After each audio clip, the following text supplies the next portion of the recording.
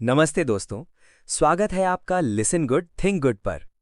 अक्सर जब हमारी मेहनत बेकार जाती है या कोई रिश्ता अचानक टूट जाता है तो हमारा मन एक ही सवाल पूछता है, मेरे साथ ही ऐसा क्यों। हम खुद को अकेला और हारा हुआ महसूस करने लगते हैं। हेमन सुनिम अपनी किताब के पहले चैप्टर में एक बहुत खूबसूरत बात कहते हैं। वो कहते हैं कि जब हम गिरते हैं तो धरती ही हमें थामती है।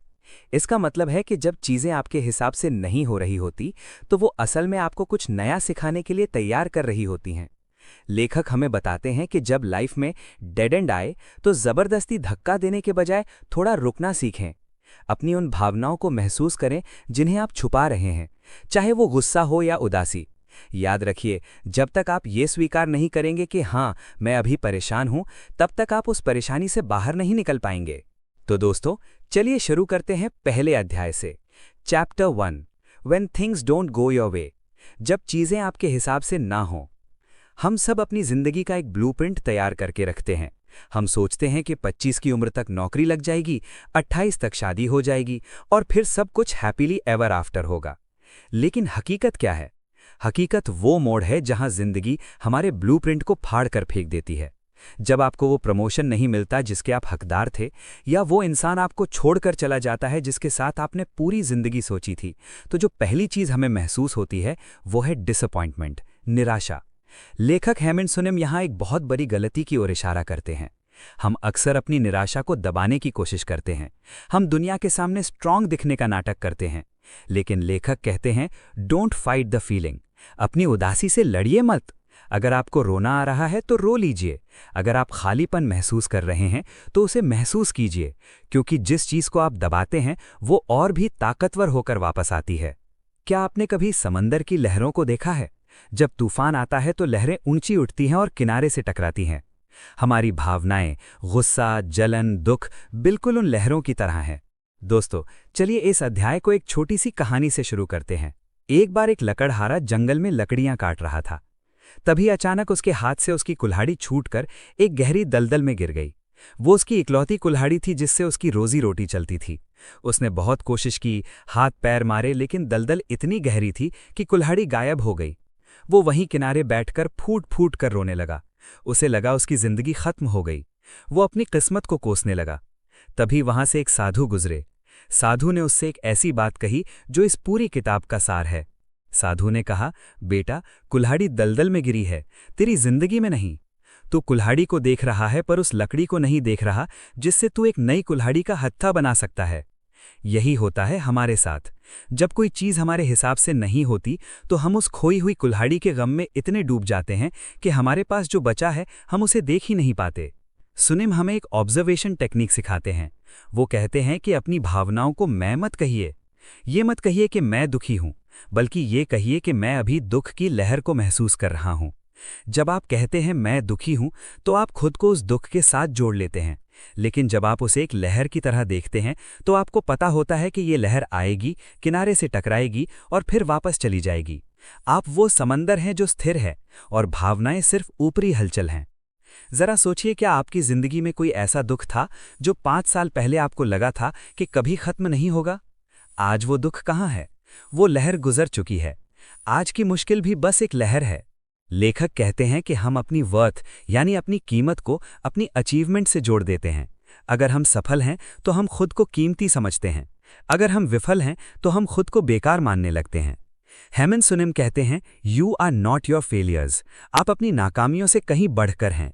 एक कीचड़ में पड़ा हुआ हीरा अपनी चमक नहीं खोता, बस उस पर धूल जमी होती है। विफलता सिर्फ ये बताती है कि आपका तरीका गलत था, ये नहीं कि आप गलत हैं। जब चीजें आपके हिसाब से न चलें तो अपनी दिशा बदलें, अपनी कीमत नहीं। ये स्वीकार करें कि लाइफ परफेक्ट नहीं है। अपनी तकलीफ को दूर से देखें, उसमें डूबे नहीं। याद रखें कि बुरा वक्त सिर्फ एक मौसम है, पूरी जिंदगी नहीं। जब रास्ता बंद लगे तो दीवार से सिर टकराने के बजाय वहीं बैठ जाएं और आराम करें। शायद कुदरत चाहती है कि आप कुछ देर सुस्ता लें, ताकि अगली चढ़ाई के लिए आप में और ज्यादा ताकत आए। दोस्तों, कमेंट्स में मुझे जरूर बताएं कि आपकी लाइफ में कभी ऐसा डेड एंड आया है जो बाद में जाकर आपकी सबसे बड़ी कामयाबी या सबसे बड़ा सबक बना। आपकी कहानी किसी और को हिम्मत दे सकती है। लेखक हेमन सुनिम कहते हैं कि निराशा यानी डिसअपॉइंटमेंट एक भारी बोझ की तरह है। कल्पना कीजिए कि आपने अपने हाथ में पानी से भरा हुआ एक कांच का गिलास पकड़ा हुआ है। अगर आप इसे 1 मिनट तक पकड़ेंगे तो कुछ नहीं होगा। अगर आप इसे 1 घंटे तक पकड़ेंगे तो आपके हाथ में दर्द होने लगेगा। और अगर आप इसे पूरे दिन पकड़े रखेंगे तो आपका हाथ शून्य हो जाएगा और शायद आप गिर भी जाएं। निराशा और दुख भी उस गिलास की तरह हैं। अगर आप किसी बात को लेकर सिर्फ थोड़ी देर दुखी होते हैं तो ठीक है, लेकिन अगर आप उस दुख को हफ्तों और महीनों तक पकड़े रखते हैं तो वो आपकी मानसिक शांति को अपाहिज कर देता है। अध्याय 1 हमें सिखाता है कि पुट द ग्लास डाउन, उस गिलास को नीचे रख दें। चीजें गलत हुई हैं, इसे स्वीकार करें और अपने मन को आराम दें। कई बार हमें लगता है कि हम बहुत मेहनत कर रहे हैं पर रिजल्ट जीरो है। यहाँ लेखक हमें चाइनीज बैम्बू की कहानी याद दिलाते हैं। जब आप बांस का बीज बोते हैं तो पहले 4 साल तक जमीन के ऊपर कुछ भी दिखाई नहीं देता। आप पानी डालते हैं, खाद डालते हैं, पर एक छोटी सी पत्ती भी नहीं निकलती। एक आम इंसान को लगेगा कि उसकी मेहनत बेकार गई, बीज मर गया। लेकिन 5वें साल में वो बांस अचानक बढ़ना शुरू होता है और सिर्फ 6 हफ्तों में 80 फीट ऊंचा हो जाता है। सवाल यह है, क्या वो 6 हफ्तों में बढ़ा? नहीं, वो उन 4 सालों में बढ़ रहा था। जमीन के नीचे अपनी जड़ें मजबूत कर रहा था। जब आपकी जिंदगी में चीजें आपके हिसाब से नहीं चल रही होती तो निराश मत होइए। शायद आप भी उस बांस की तरह अपनी जड़ें मजबूत कर रहे हैं। आपकी मेहनत बेकार नहीं जा रही, वो बस अभी इनविजिबल है। अध्याय 1 के अंत में लेखक कहते हैं, don't let the world tell you that you are a failure. दुनिया सिर्फ आपके रिजल्ट को देखती है, लेकिन कुदरत आपके प्रोसेस को देखती है। अगर आज रास्ता बंद है तो इसका मतलब ये नहीं कि मंजिल खत्म हो गई है। इसका मतलब सिर्फ इतना है कि आपको एक यू टर्न लेना है या थोड़ी देर रुककर इंतजार करना है।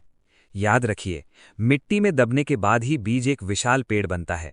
अगर आज आप खुद को दबा हुआ या अंधेरे में महसूस कर रहे हैं तो समझ लीजिए कि आपका उगना शुरू हो गया है। दोस्तों, इन 3 कहानियों में से कौन सी कहानी ने आपके दिल को सबसे ज्यादा छुआ? लकड़हारा, पानी का गिलास या बांस का पेड़? अपनी पसंद कमेंट में बताएं। और अगर आज आप किसी मुश्किल दौर से गुजर रहे हैं तो कमेंट में लिखें आई एम ग्रोइंग, ताकि हम सब मिलकर एक दूसरे को सपोर्ट कर सकें। Chapter 2, when your heart is aching, जब दिल में दर्द हो। दोस्तों, पिछले चैप्टर में हमने परिस्थितियों को संभालना सीखा, लेकिन अब हम उस हिस्से पर आते हैं जो सबसे ज्यादा तकलीफ देता है, हमारा घायल दिल। जब कोई हमें छोड़कर चला जाता है या हमें ठुकरा देता है तो वो दर्द सिर्फ मानसिक नहीं होता, वो शारीरिक रूप से भी महसूस होता है। लेखक हायमिन सुनिम इस अध्याय में हमें उस अंधेरे से बाहर निकलने का रास्ता दिखाते हैं। अक्सर जब हमारा दिल दुखता है तो हम उससे भागने की कोशिश करते हैं।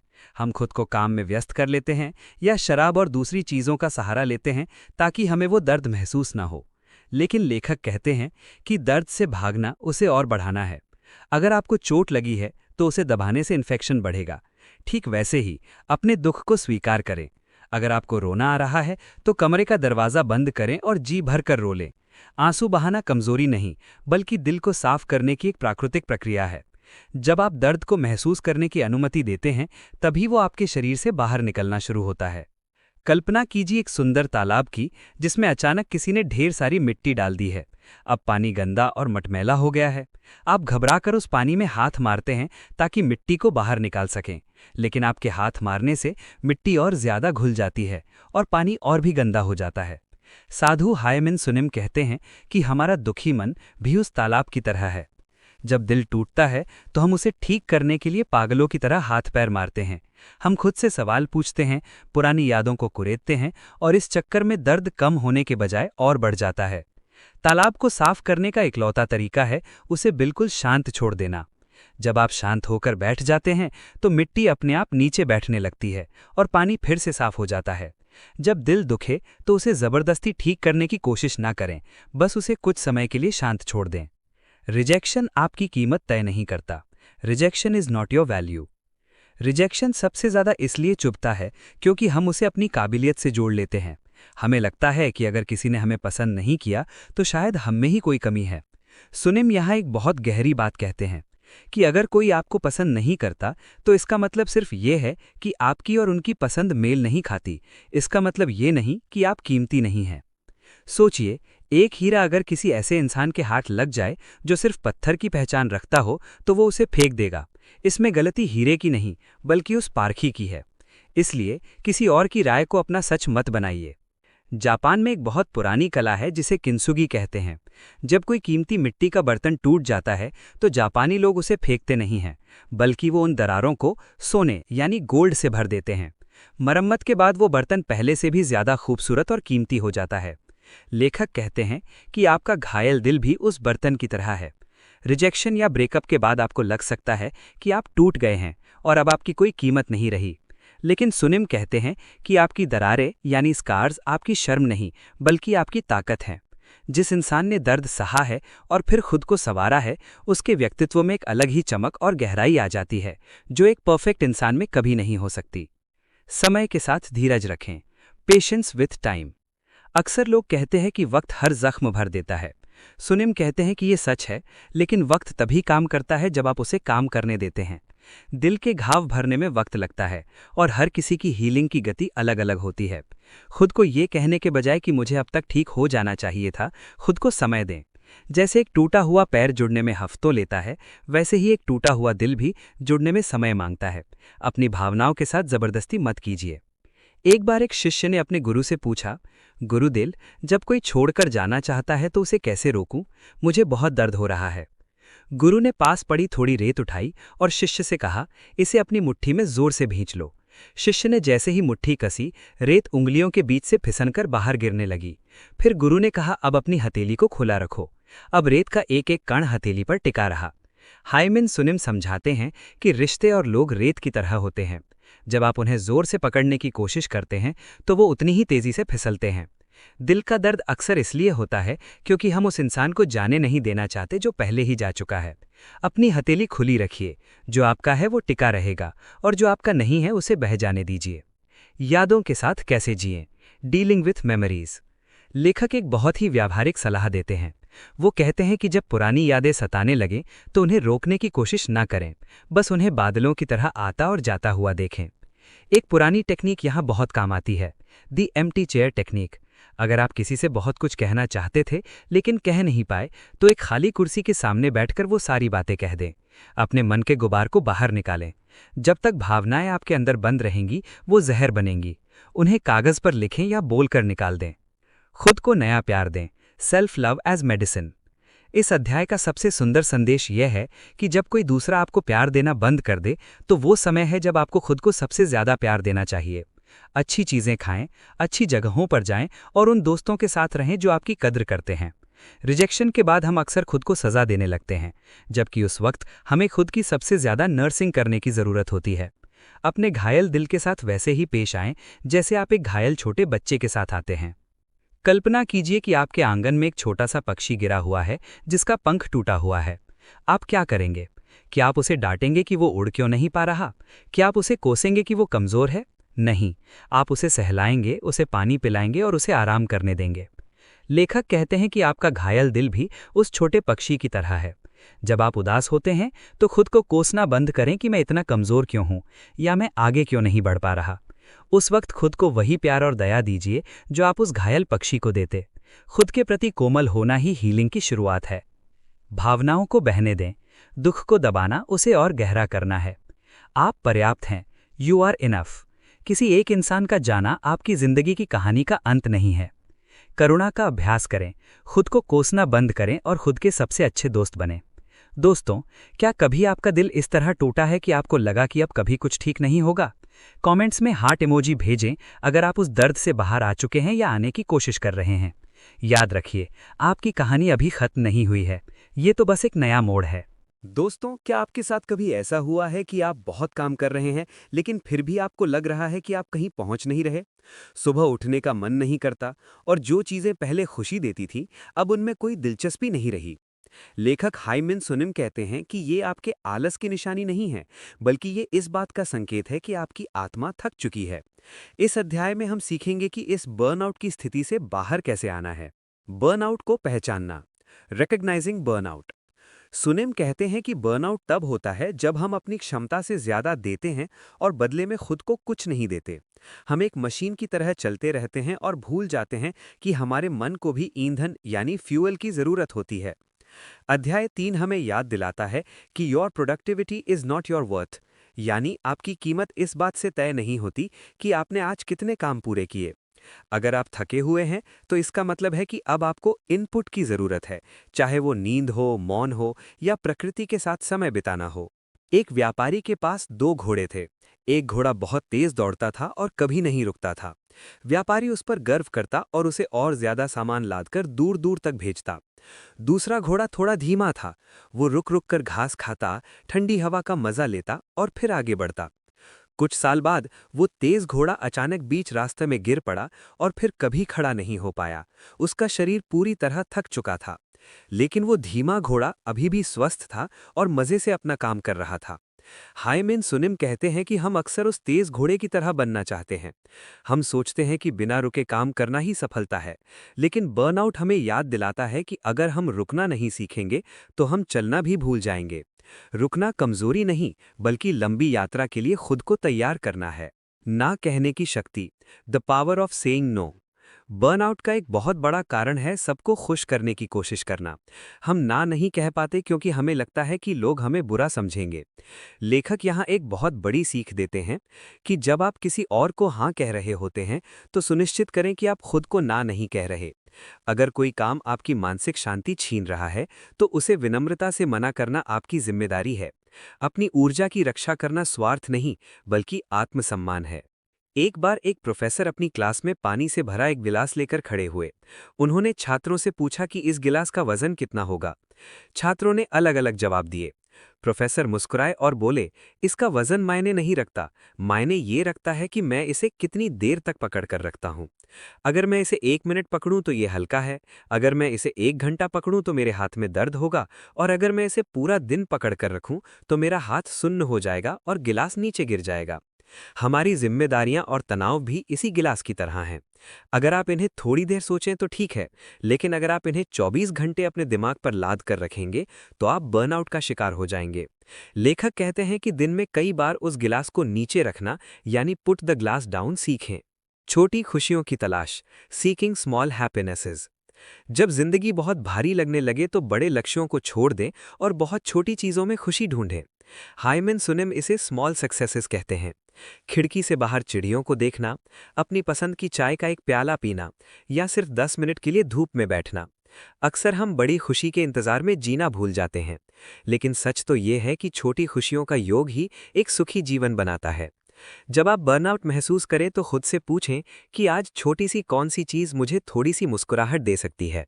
एक शहर में एक बूढ़ी औरत रहती थी जो हमेशा खुश रहती थी, चाहे कैसी भी परिस्थिति हो। एक बार किसी ने उससे पूछा कि आपकी खुशी का राज क्या है।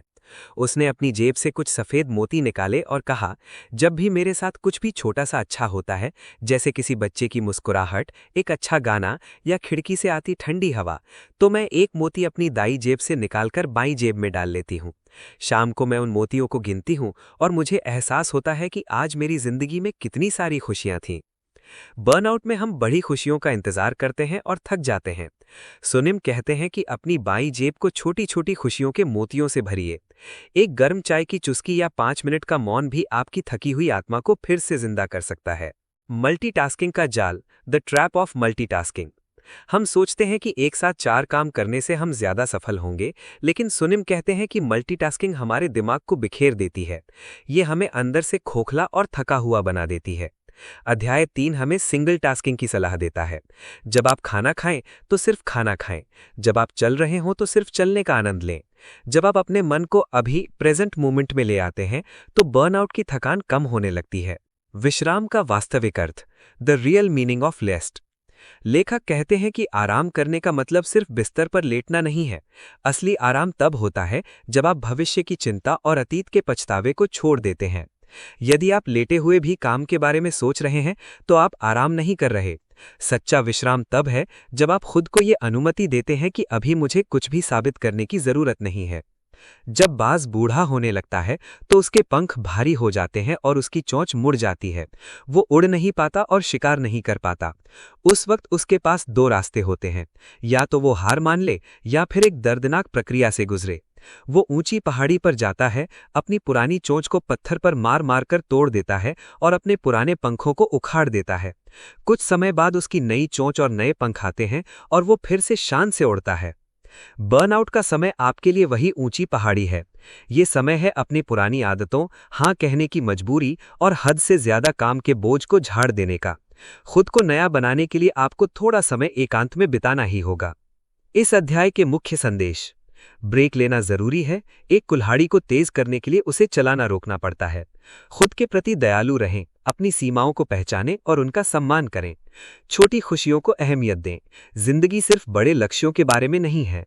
दोस्तों, क्या आप भी इस वक्त बर्नआउट महसूस कर रहे हैं? अगर हाँ, तो आज अपने लिए कोई एक छोटी सी चीज करें जो आपको खुशी देती हो। चाहे वो एक गाना सुनना हो या बस गहरी सांस लेना। कमेंट्स में लिखें, I am taking a break, और आज खुद को थोड़ा आराम दें। आप इसके हकदार हैं। जब अकेलापन दस्तक दे, When loneliness visits।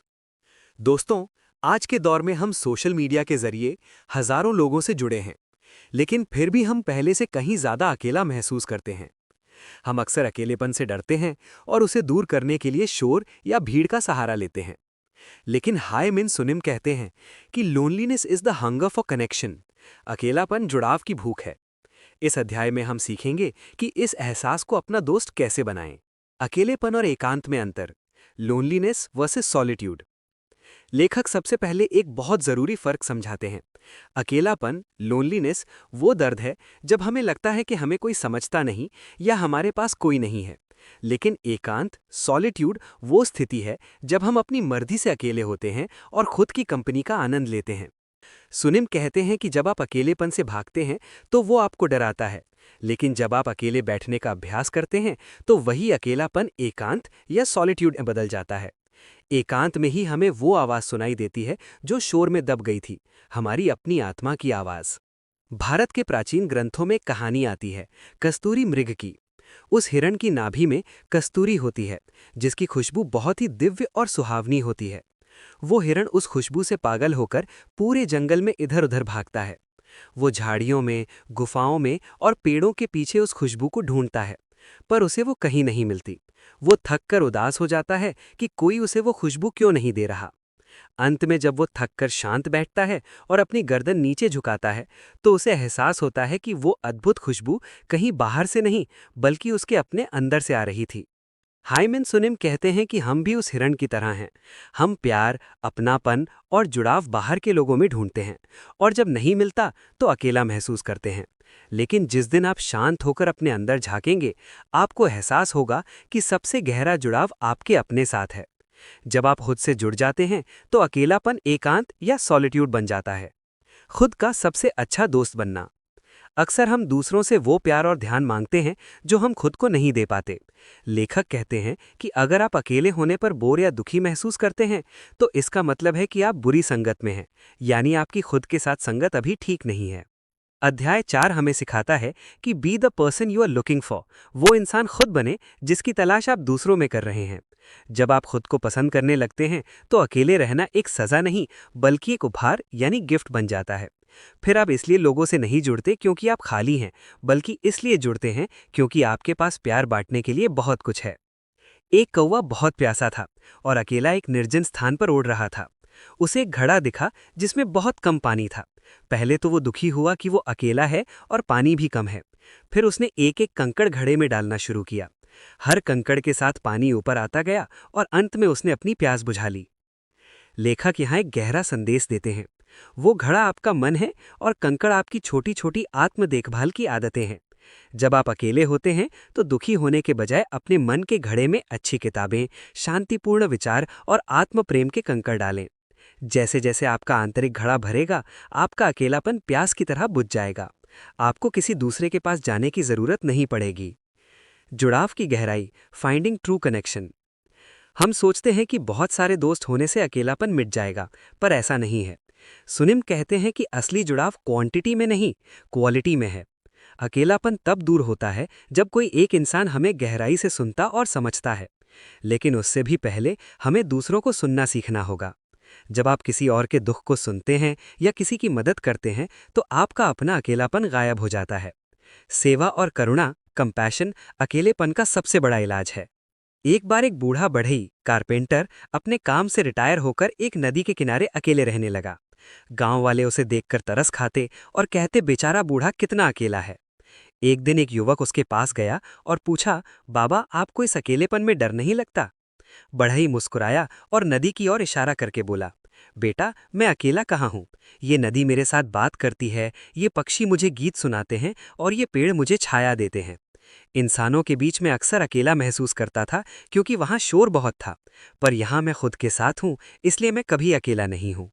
हाइमिन सुनिम कहते हैं कि अकेलापन तब तक रहता है जब तक आप प्रकृति और ब्रह्मांड से कटे हुए हैं।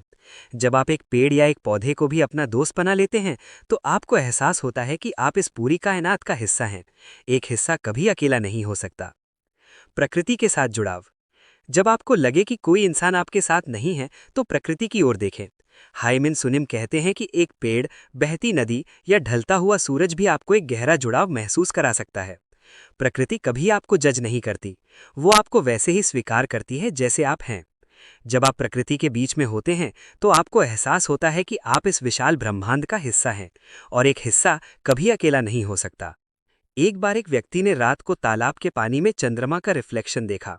हवा चली और पानी हिलने लगा, जिससे चांद का प्रतिबिंब टुकड़े टुकड़े हो गया। वो व्यक्ति दुखी हो गया कि चांद टूट गया, लेकिन जैसे ही उसने सिर उठाकर आसमान की ओर देखा, असली चांद चमक रहा था, एकदम स्थिर और पूर्ण।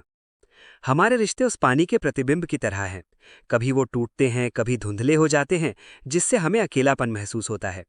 लेकिन आपका अस्तित्व उस असली चांद की तरह है जो हमेशा पूर्ण है। अकेलापन सिर्फ एक लहर है जो आती है और चली जाती है, लेकिन आपकी आत्मा हमेशा शांत और स्थिर है। अकेलेपन को स्वीकार करना। लेखक एक बहुत ही व्यावहारिक बात कहते हैं, अकेलेपन को महसूस करना मानवीय है, ये कोई बीमारी नहीं है। जैसे हमें भूख लगती है, वैसे ही हमारे मन को जुड़ाव की नीड महसूस होती है।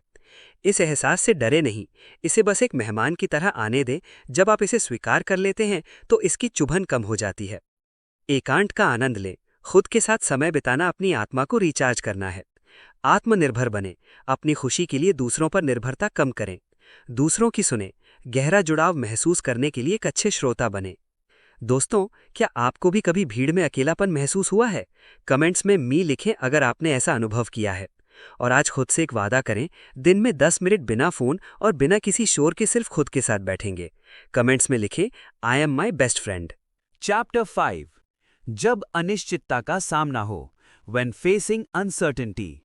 दोस्तों, आज हम जिंदगी के उस मोड़ की बात करेंगे जहां सब कुछ धुंधला दिखाई देता है। चाहे वो करियर का फैसला हो, सेहत की चिंता हो या किसी रिश्ते का भविष्य।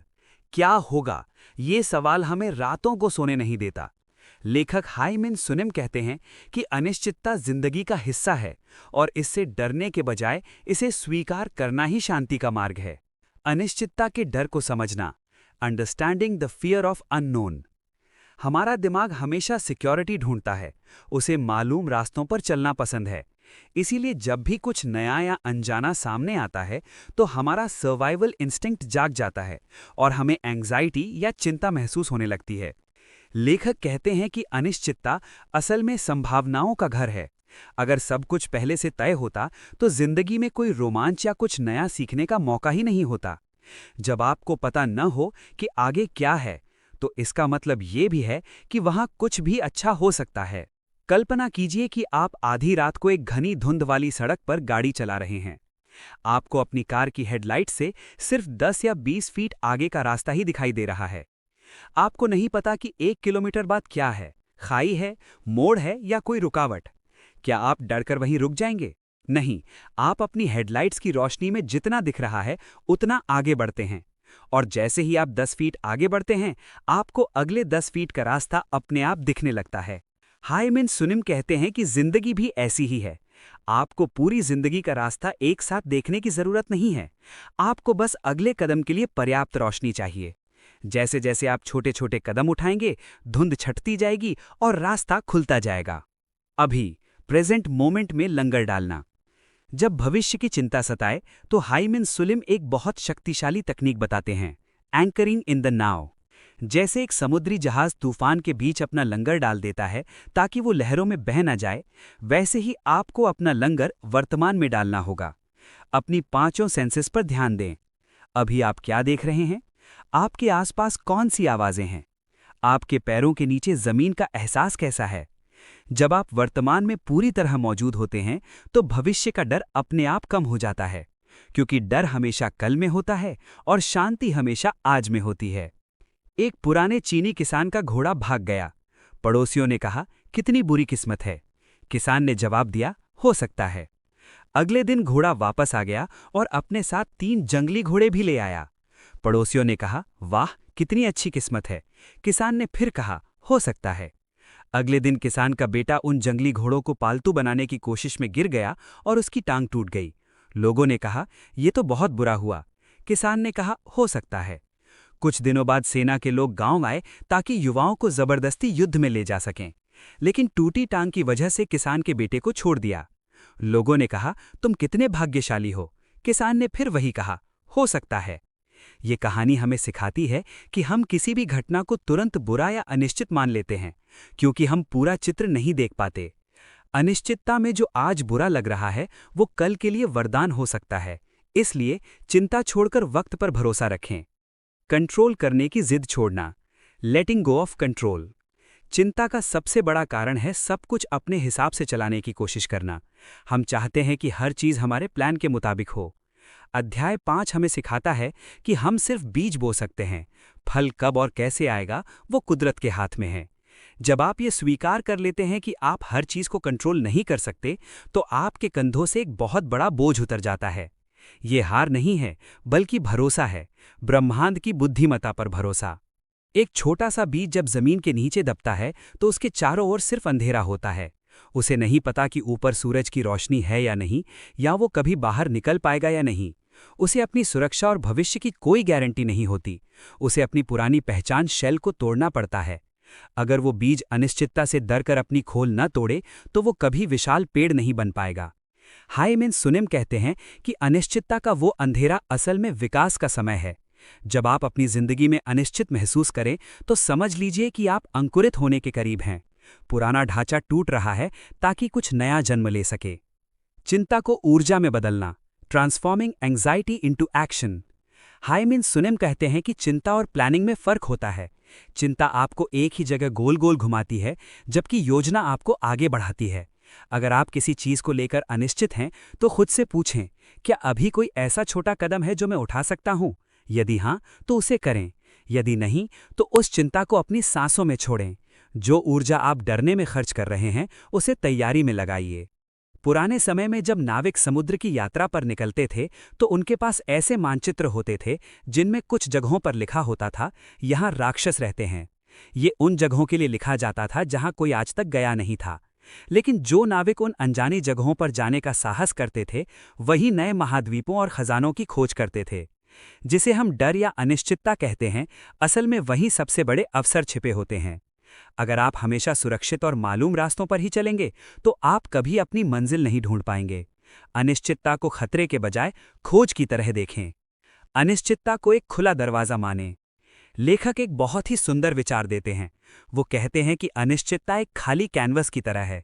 जब तक उस पर चित्र नहीं बना, वो खाली है, और इसी खालीपन में एक मास्टरपीस बनने की क्षमता है। जिंदगी के इस धुंधले समय को एक रुकावट न माने, बल्कि इसे एक नए अवसर की तैयारी माने। कई बार सबसे बेहतरीन चीजें तभी होती हैं जब हमारे पुराने प्लान्स फेल हो जाते हैं। चिंता समाधान नहीं है, यह सिर्फ आपकी आज की ऊर्जा सोख लेती है।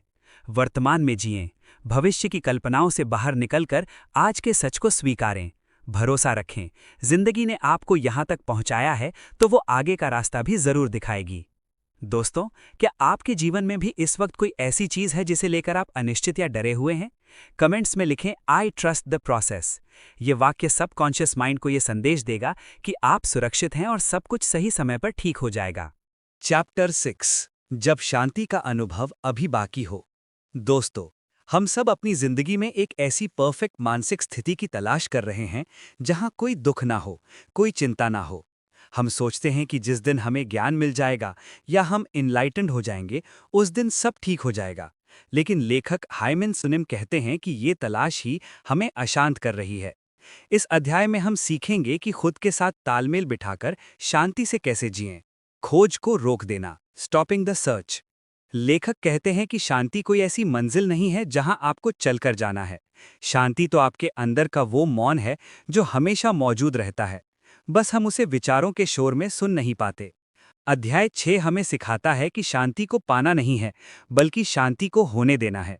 जब आप हर समय कुछ बेहतर बनने की कोशिश छोड़ देते हैं और खुद को वैसे ही स्वीकार कर लेते हैं जैसे आप अभी हैं, तो उसी पल आप शांत हो जाते हैं। ज्ञान का मतलब ये नहीं कि आपके विचार रुक जाएंगे, बल्कि इसका मतलब ये है कि आप उन विचारों से परेशान होना बंद कर देंगे। एक बार एक व्यक्ति ने सुना कि उसके घर के आंगन में कहीं बहुत बड़ा खजाना दबा है। उसने पूरा आंगन खोद डाला, दीवारों को तोड़ दिया, लेकिन उसे कुछ नहीं मिला। वो थक कर हार गया और उदास होकर एक कोने में बैठ गया। जब वो बिल्कुल शांत होकर बैठा, तो उसे जमीन के नीचे से एक हल्की सी खनखनाहट सुनाई दी। उसने देखा कि जहां वो बैठा था, बस वहीं थोड़ी सी मिट्टी हटाने की जरूरत थी। खजाना ठीक वहीं था जहां वो बैठा था। हाइमन सुनिम कहते हैं कि शांति भी उस खजाने की तरह है। हम उसे हिमालय पर, किताबों में या महान गुरुओं के पास ढूंढते हैं, लेकिन शांति तो आपके होने के एहसास में छिपी है। जब आप बाहर की भागदौड़ बंद करके चुपचाप अपने अंदर बैठते हैं, तो वो खजाना अपने आप प्रकट हो जाता है। खुद के साथ सामंजस्य, living harmoniously with one self. हम अक्सर अपने सबसे बड़े दुश्मन खुद ही होते हैं। हम अपनी छोटी छोटी गलतियों पर खुद को कोसते हैं। सुनिम यहाँ एक बहुत गहरी बात कहते हैं।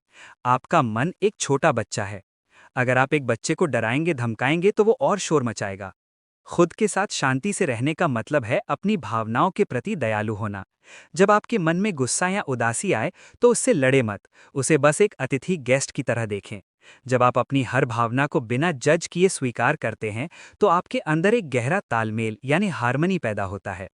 एक बार एक शिष्य ने अपने गुरु से पूछा, गुरुदेव, मेरा मन बहुत गंदा है, इसमें बहुत बुरे बुरे विचार आते हैं, मैं कैसे शुद्ध बनूं? गुरु उसे एक तालाब के पास ले गए जहां बहुत सारे कमल खिले थे। गुरु ने कहा, देखो, ये कमल कितने सुंदर हैं, लेकिन ये उगे कहाँ हैं? गहरी और काली कीचड़ में। अगर कीचड़ ना होती तो ये कमल भी ना होते। लेखक समझाते हैं कि आपके मन के बुरे विचार या कमियां वो कीचड़ हैं। आपको उस कीचड़ से लड़ना नहीं है, बल्कि उसी कीचड़ के बीच अपनी जागरूकता का कमल खिलाना है। आत्मस्वीकृति का मतलब है अपनी कीचड़ यानी कमियों को स्वीकार करना, ताकि आप सुंदर कमल बन सकें। आध्यात्मिक अहंकार से बचें, अवॉइडिंग स्पिरिचुअल ईगो। अक्सर जो लोग ध्यान यानी मेडिटेशन या अच्छी किताबें पढ़ना शुरू करते हैं, उनमें एक तरह का अहंकार आ जाता है। उन्हें लगता है कि वो दूसरों से ज्यादा समझदार हो गए हैं। सुनिम चेतावनी देते हैं कि असली ज्ञान आपको खास महसूस नहीं कराता, बल्कि वो आपको साधारण यानी ऑर्डिनरी महसूस कराता है। सच्चा ज्ञानी वो नहीं जो पहाड़ों पर बैठा है, बल्कि वो है जो रोजमर्रा की भीड़, ट्रैफिक और मुश्किल लोगों के बीच भी अपने मन की मुस्कुराहट को नहीं खोता। एक बांसुरी से जब संगीत निकलता है तो लोग उसकी तारीफ करते हैं, लेकिन क्या आपने कभी सोचा है कि बांसुरी संगीत कैसे पैदा करती है? वो अंदर से पूरी तरह खाली होती है। अगर वो अंदर से भरी होती, तो हवा उससे गुजर नहीं पाती और कोई संगीत पैदा नहीं होता। हाइमिन सुनिम कहते हैं कि ज्ञान का मतलब अपने दिमाग को जानकारी से भरना नहीं है, बल्कि खुद को खाली करना है। जब आप अपने विचारों, अपने अहंकार और अपनी जिद से खाली हो जाते हैं, तब ईश्वर या ब्रह्मांड की शांति आपके जरिए एक सुंदर संगीत की तरह बहने लगती है। शांत होना मतलब खाली होना है।